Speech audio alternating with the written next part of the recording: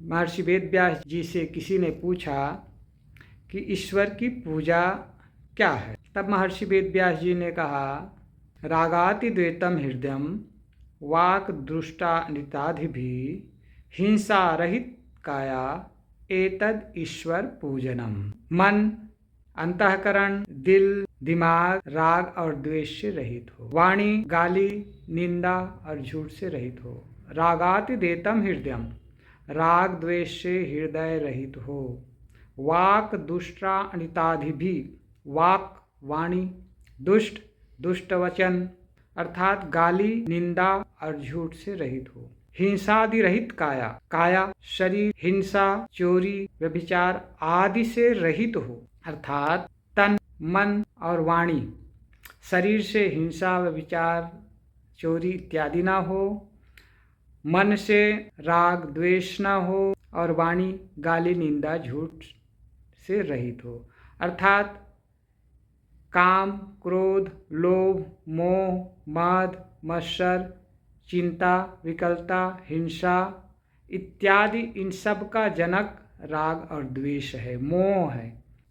राग और द्वेष के जनक काम, क्रोध, लोभ, मोह, मद, मत्सर इत्यादि के उससे रहित हो जाए और अर्थात तन, मन और वचन तीनों पवित्र हो जाए, तीनों निर्मल हो जाए, यही ईश्वर की पूजा है। और ईश्वर कहाँ रहता है?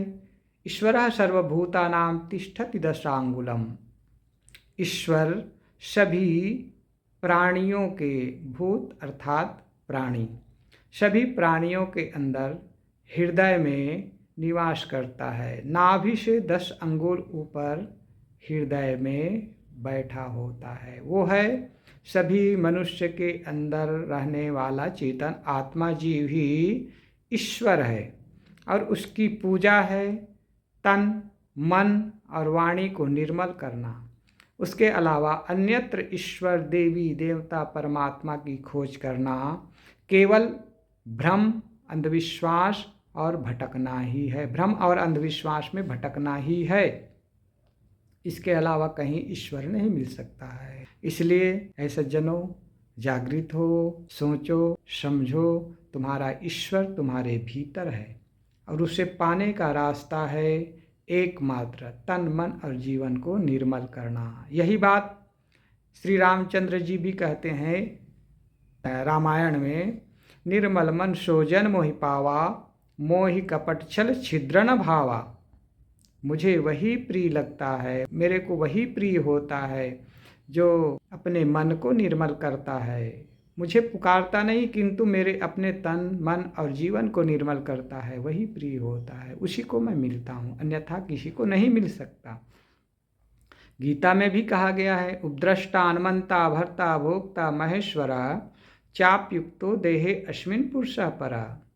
परम पुरुष परमात्मा की खोज तुम करते हो, वो उपद्रष्टा है, वो तुम्हारे भीतर रह करके देखने वाला है। अनुमंता, वो तुम्हारे भीतर बैठ करके सारा कुछ का अनुमान करता है, चिंतन करता है, सोचता विचारता है। भरता, वो भरण करता है, सारे कर्मों का फल भोग भरता है। भरता, भोक्ता, भोग करता है, कार्य करता है, कर्म करता है और कर्मों के फल का भोग करता है। महेश्वर, वही महान ईश्वर है, परमात्मेति, और वही परमात्मा है। चापयुक्तो देहे अस्मिन् पुरुषः परः, वो कहाँ रहता है? महान ईश्वर परमेश्वर परमात्मा कहाँ रहता है? चा उपयुक्तो, ये 4 बातें कही गई। वो कहाँ रहता है? देहे अस्मिन् पुरुषः परः, देह के भीतर, शरीर के अंदर परम पुरुष वही ईश्वर है, परमात्मा है, वही है आत्मा, जिसे ब्रह्म कहा जाता है, जिसे चेतन कहा जाता है, जिसे सोल कहा जाता है, जिसे रूह कहा जाता है, वो चेतन आत्मा ही है। इसलिए सदगुरु कबीर साहब कहते हैं, मोह को कहाँ ढूंढे बंदे, मैं तो तेरे पास में, ना तीरथ में, ना मूरत में, ना काशी कैलाश में, खोजी होए तुरंत मिल जाऊं पल भर की तलाश में। ऐ लोगों, अपने भीतर ईश्वर को, परमात्मा को देखो, समझो, विचारो, उसे बाहर से ढूंढने का, पाने का प्रयास मत करो। वो तुम्हारे भीतर ही बैठा हुआ है। उसके मिल जाने के पश्चात तुम्हारा सारा दुख, द्वंद्व, चिंता, उद्वेग समाप्त हो जाएगा। इसलिए ईश्वर को पाने के लिए कहीं भटको मत।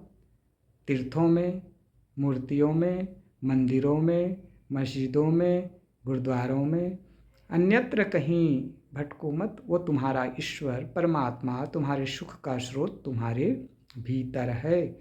इसे जानो, समझो और अपने तन, मन और जीवन को निर्मल करो। यही ईश्वर प्राप्ति का एकमात्र साधन है।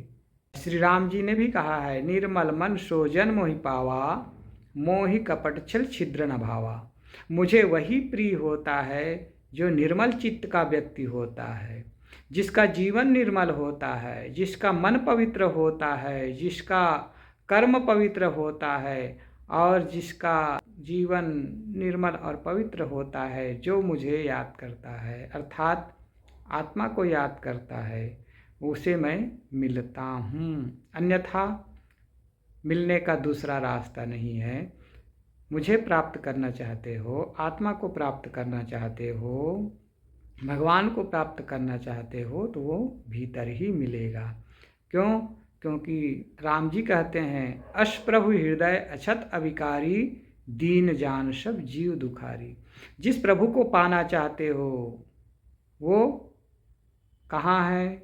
अश प्रभु हृदय, वो तुम्हारे हृदय में है। वह प्रभु तुम्हारे हृदय में है। मैं तुम्हारे भीतर में बसा हुआ हूँ।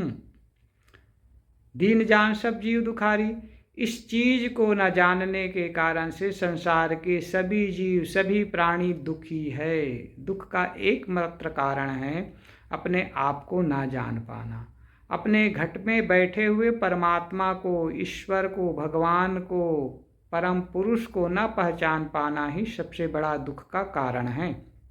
और आज आदमी उसे पाने के लिए मंदिर में, मस्जिद में, गुरुद्वारा में, तीर्थों में, मूर्तियों में, पेड़ों में, पहाड़ों में जा कर के भटक रहा है। वहाँ केवल अंधविश्वास, पाखंड और भ्रम में पड़ कर के भटकना ही होता है। ईश्वर, परमात्मा, भगवान, खुदा, गॉड यदि मिलेगा तो तुम्हारे घट में ही मिलेगा। जैसे पानी में मछली प्यासी होती है, पानी में मीन पियासी, वही सुन सुन आवे हांसी। आत्म ज्ञान बिना नर भटके, कोई मथुरा कोई काशी।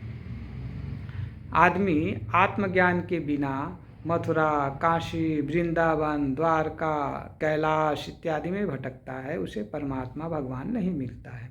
यदि मिलेगा तो वो घट में ही मिलेगा।